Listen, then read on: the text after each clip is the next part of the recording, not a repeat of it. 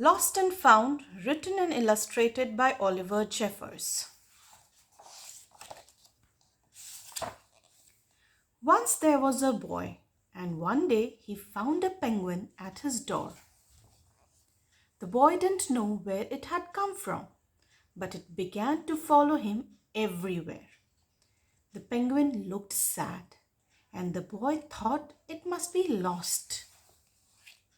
So the boy decided to help the penguin find its way home.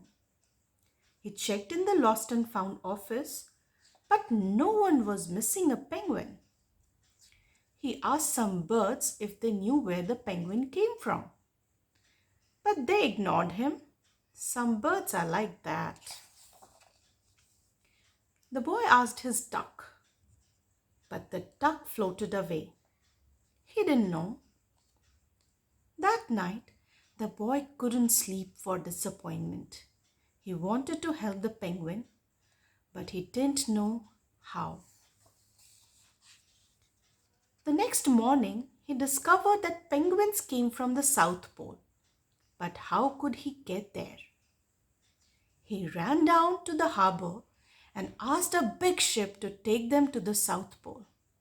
But his voice was much too small to be heard over the ship's horn. So together, he and the penguin would row to the South Pole. The boy took his rowboat out of the cupboard and they tested it for size and strength. They packed everything they would need, and together they pushed the rowboat out to sea. They rowed south for many days and nights with the boy telling stories all the way.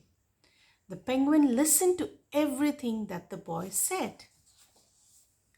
They floated through good weather and bad, when the waves were as big as mountains, until they came to the South Pole.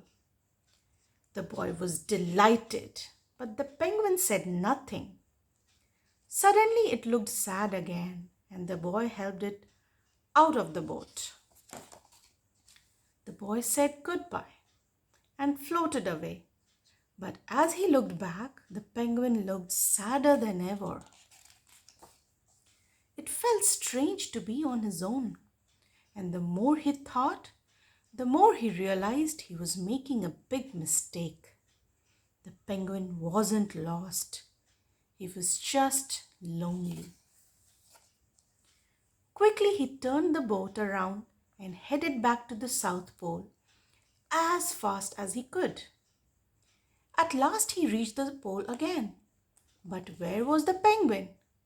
The boy searched and searched, but he was nowhere to be found. Sadly, the boy set off for home. There was no point telling stories because there was no one to listen except the wind and the waves.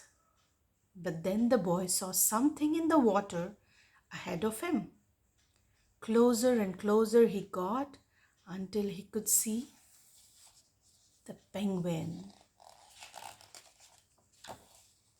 And so the boy and his friend went home together, talking of the wonderful things all the way.